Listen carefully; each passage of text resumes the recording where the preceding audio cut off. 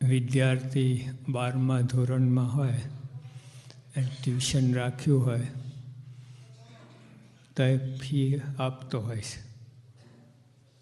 પહેલાં કોલેજમાં જે ફી આપે સ્કૂલમાં એના કરતાં વધારે હોય, એટલે ગુરુ દક્ષિણા. ગુરુ જ્ઞાન આપે છે અને બદલામાં ઓલો ફી ભરે છે. હવે જો આપણે શું કહેવાય, બ્રહ્મ વિદ્યા જે કોઈ વિદ્યા નથી, બરાબર.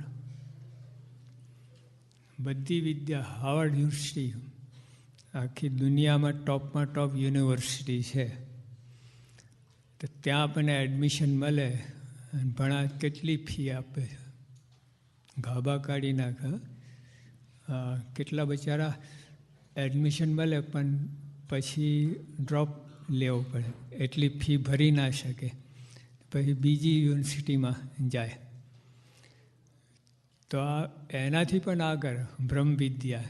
બ્રહ્મવિદ્યા કોઈ વિદ્યા નથી ગઈ, એમાં પણ એડમિશન મળ્યું. ખાલી એડમિશન મળ્યું નહીં, ભણાઈ રહ્યા છે, ટ્યુશન આપી રહ્યા છે બ્રહ્મવિદ્યાનું, તો એની કેટલી ફી હોય. તો જે આપણે આ વસ્તુ છે ને પકડાય સમજાતી નથી કે આમનું પ્રદાન એટલે તો ગજબનું છે. આનાથી કોઈ મોટું પ્રદાન જ નથી. તમને જન્મ મરણમાંથી છોડાવે, અનંત જન્મથી ભટકીએ છે. જો અત્યારે તમે માનો પૃથ્વી, સૂર્ય, ચંદ્ર, તારા કાંઈ ના હોય તો શું હોય? ખાલી જગ્યા તો હોય કે નહીં? ત્રીજો માર ખાલી. ખાલી જગ્યા તો હોય કે નહીં? એ ના હોય તો શું હોય? ચાલો ખાલી જગ્યાએ ના હોય તો શું હોય? ખાલી જગ્યા. ખાલી જગ્યા ક્યારથી છે?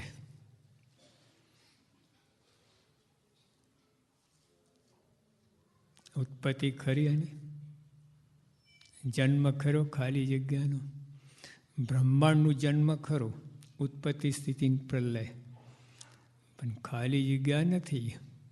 હા, છે ને છે જ.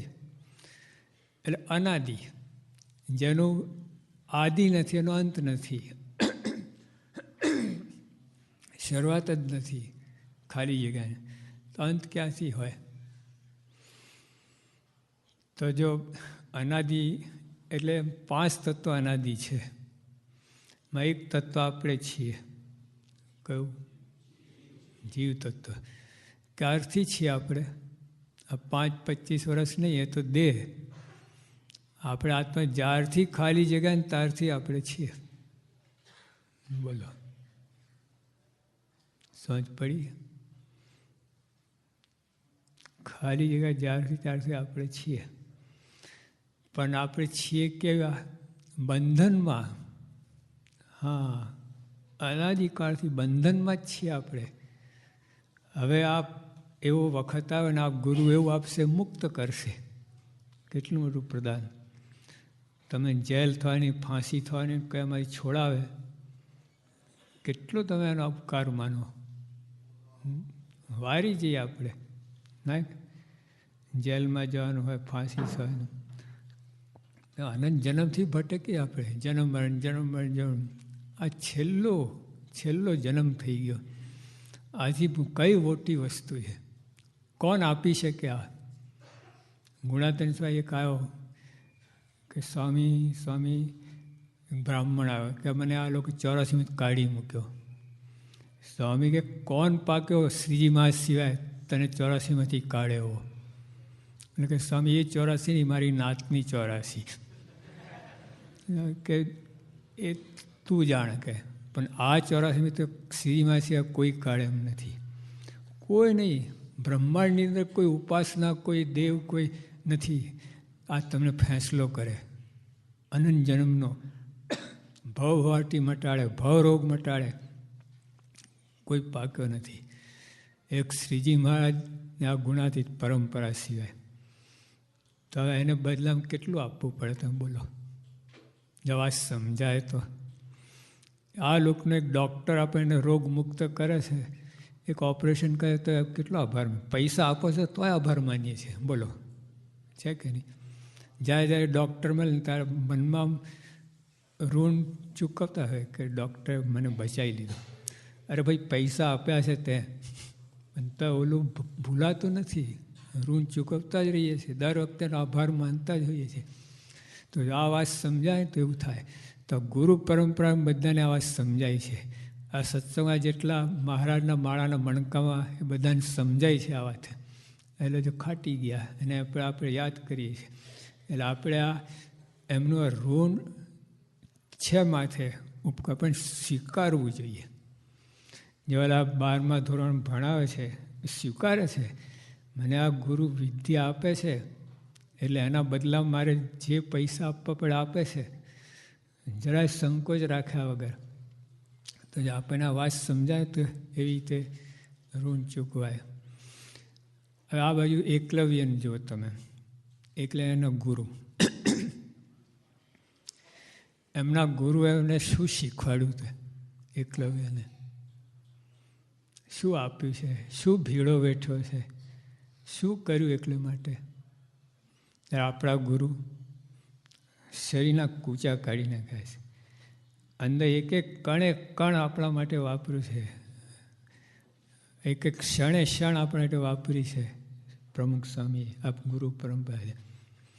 વિચાર કર્યો નથી તો આપણી પાસે કંઈ માગે છે? અરે આપતા જ રહે છે, આપતા છે. ને દુલા કહ્યું ને, યોગી દેતો દેતો ને દેતો, લેનારો થાકી જતો. અને આ બાજુ એકલવ્યના ગુરુએ, 3 ગુરુએ કંઈ શીખ્યું નથી, કંઈ વિદ્યા આપી નથી, ભીડો વેઠ્યો નથી, તો ગુરુ દક્ષિણા માગે છે. અને કેટલી બધી દક્ષિણા! અંગૂઠો, આખું જીવન લઈ લીધું, આખું જીવન લઈ લીધું.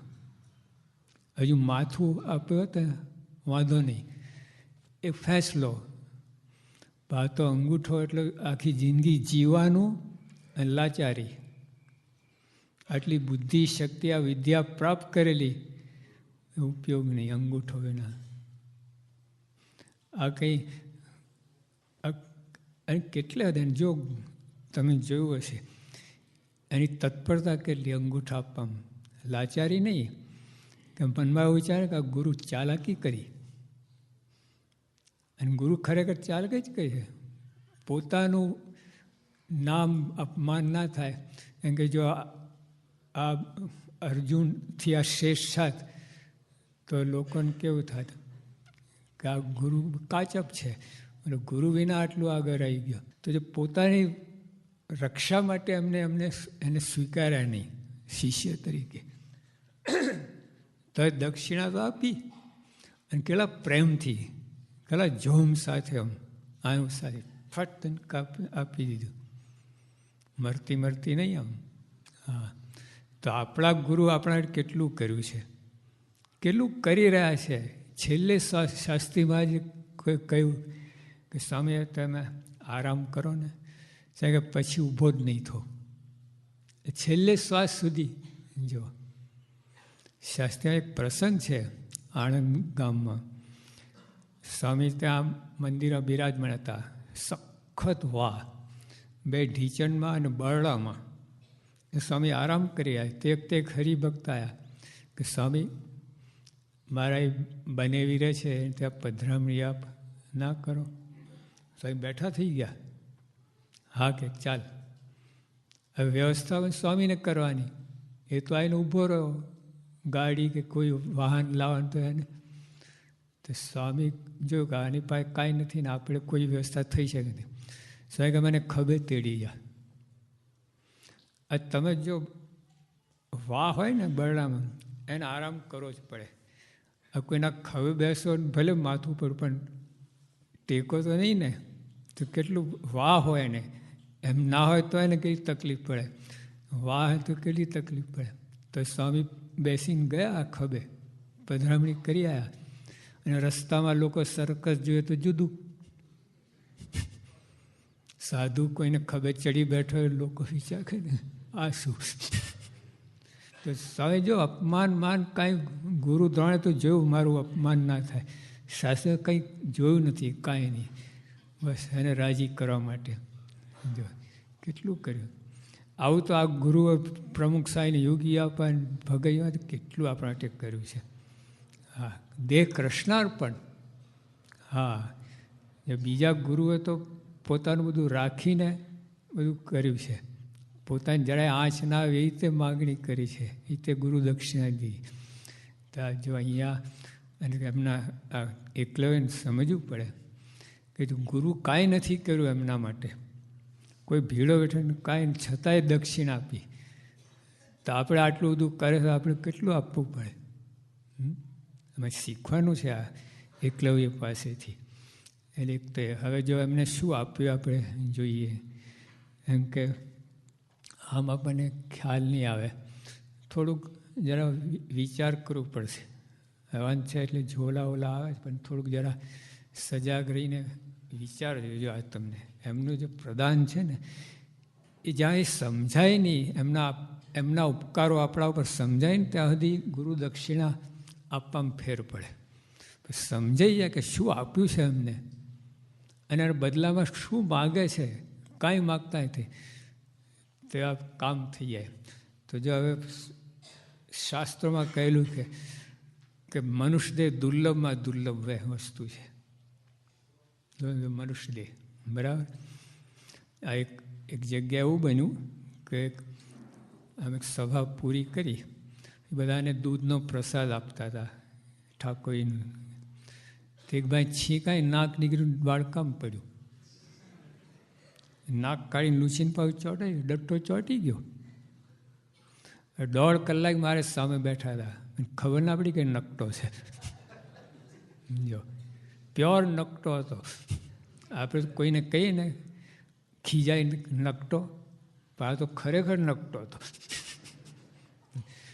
પછી ભાઈને બોલાય, મેં કહ્યું આ સર્કસ શું કર્યું તમે? કે સાહેબ આ છીંકણી સૂંઘતો કેન્સર થયું, પછી નાક કપાવવું પડ્યું. પછી આ પ્લાસ્ટિકનો ડટ્ટો છે, કેટલા રૂપિયા છે? 17,500. આટલું જ પ્લાસ્ટિકનો ડટ્ટો. એને સામે પ્લાસ્ટિકની ડોલો કેટલી આવે? 17,500 રૂપિયા. 450 ડોલ આવે, આખી દુકાન તમે, અને એક બાજુ એક ડટ્ટો. જો પછી હજુ હું કહું છું કે તને આ ગુલાબ સુગંધ આવે છે? નો નો નો નો.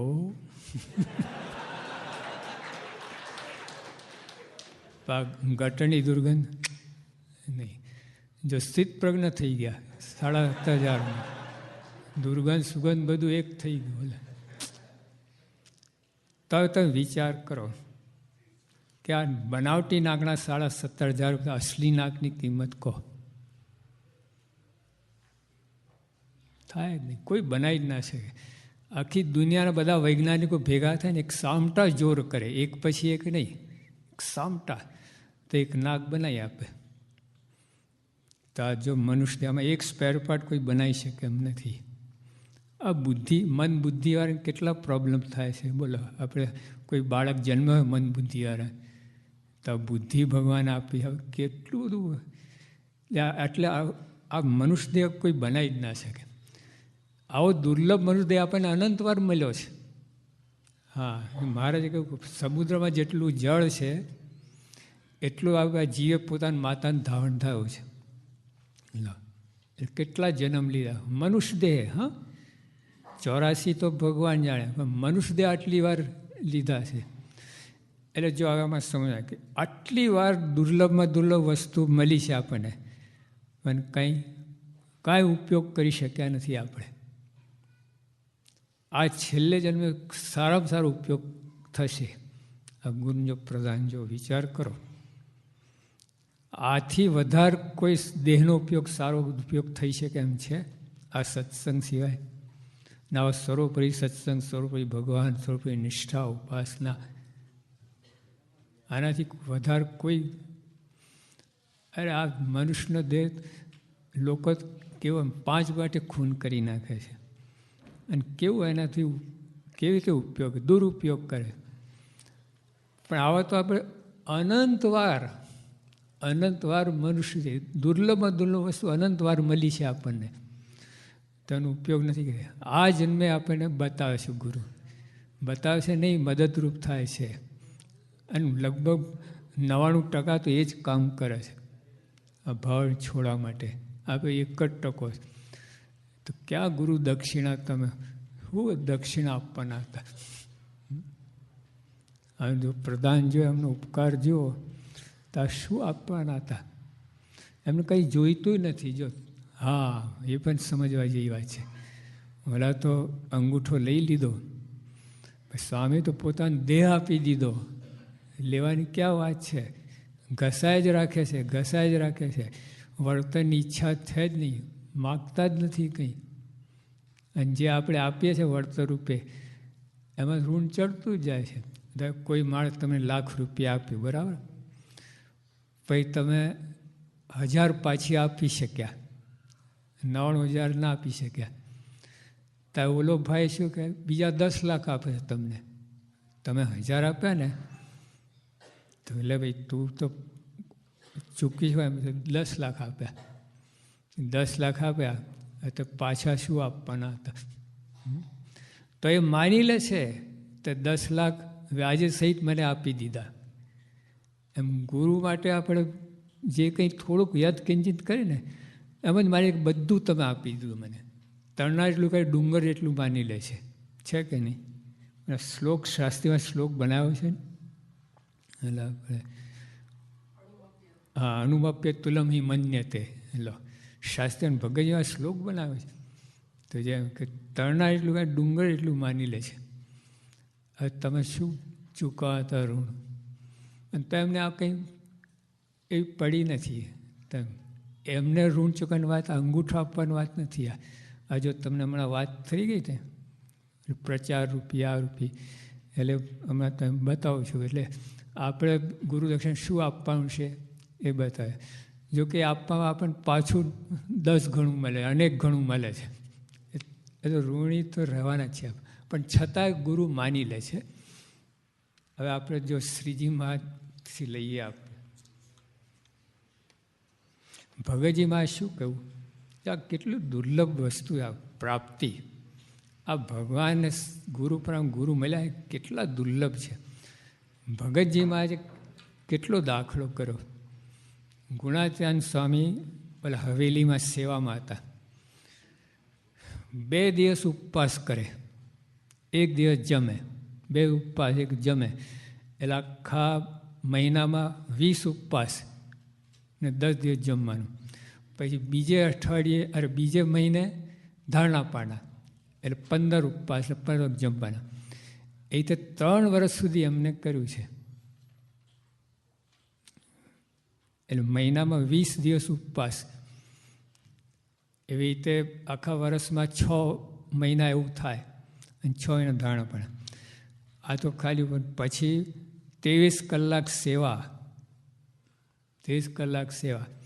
ગુણાત્યાન સ્વામી વતી પણ સેવા, એટલે દોડીને કરે.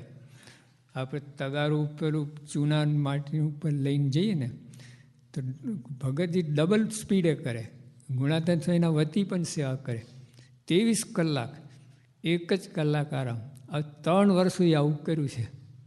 કોઈ કરી શકે એમ છે? તો ભગતજી શું કહે છે? જોજો, કે ગુણાત્યાન જે મને આપ્યું છે એ જોતા મેં કાંઈ કર્યું નથી.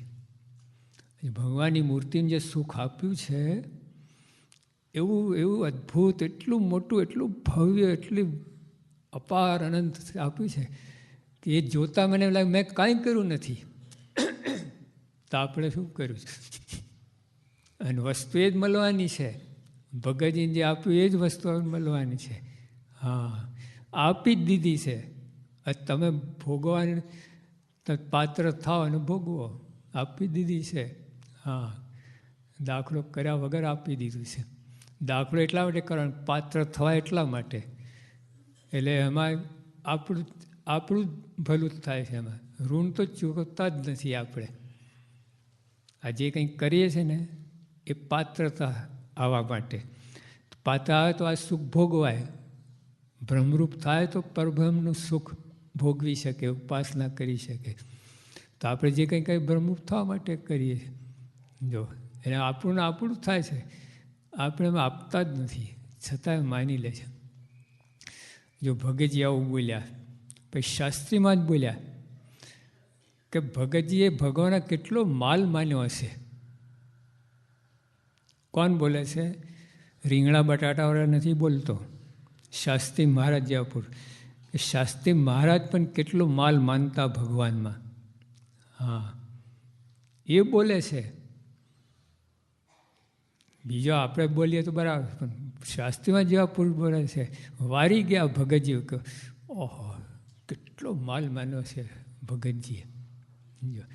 તો આ વસ્તુ જે આપણને મળી છે આપણે સમજવાની પ્રાપ્તિ, કે જો આવી પ્રાપ્તિ ભગતજીને પણ આશ્રય મળ્યું, શાસ્ત્રીમાં જેવા પણ વારી ગયા. તો યોગી આપા, પ્રમુખ સ્વામી, એ લોકો કેટલા દાખલા કહે. પ્રમુખ સ્વામી યોગી આપા નાખું કે જો સ્વામી મને બેઠા હોય તો રોજ 10 ગામડા ફરવું છે, કાંઈ કર્યું નથી, એવા શબ્દો છે કે નહીં. આટલી ઉંમરે અને પ્રમુખ સ્વામી તો એ જ વાત કરે છે. બેસવાની વાત જ નહીં, કે શાસ્ત્રીમાં બધા કર્યું છે, તમે મને બેસાડી રાખવા માગો છો. અને ખરેખર તમે પ્રમુખ સ્વામી દાખલો જુઓ. તમે યોગી બાબા ધામમાં ગયા પછી એમને ભીડો વેઠો છે, દેહના કૂચા બોલાવી નાખે. હવે તો તમે ખાલી વાંચો ને તો ધ્રુજારી થઈ જાય. હા, એવું કર્યું. તો એટલે આ વસ્તુ સામે શું હશે? ભગતજી આટલો દાખલો કર્યો તો એ કહે છે કે મેં કાંઈ કર્યું નથી, તો કેવી વસ્તુ હશે? પેલા સંતો 114 પ્રકાર પસાર થયા, ગાભા કરીને એક પ્રસંગ. અને ગોરા ખાવાની એક જ વાત કરું તો ખ્યાલ આવી જશે. આઈસ્ક્રીમના ગોરા નહીં, ઓલા તારે છોલ પાણી બનાવે છે ને, ઓલા બહુ પ્રખ્યાત છે એટલે ગોરા. હા, એ ગોરા નહીં. આ ગોરા તો કૂતરું ઊંઘે નહીં, એવા ગોરા. એટલે 10 શેર રાંધેલું અને માગી લાવવાનું, પછી એનું પાણીમાં જપ કરવાનું, બધું કાઢી નાખવાનું, રસ કસ બધું. પછી એમાં એક ગોરો બનાવીને કૂતરા આગળ મૂકવાનું પહેલાં, લેબોરેટરી ટેસ્ટ માટે. જો કૂતરું ખાઈ જાય તો ફરી જપ કરવાનું, અને કૂતરું મોડું ફેરીને જતું રહે ને પછી એ ખવાય. હવે પણ કાચલી ભરીને, એટલે 2 કિલો નહીં, આટલું જ પાસેર.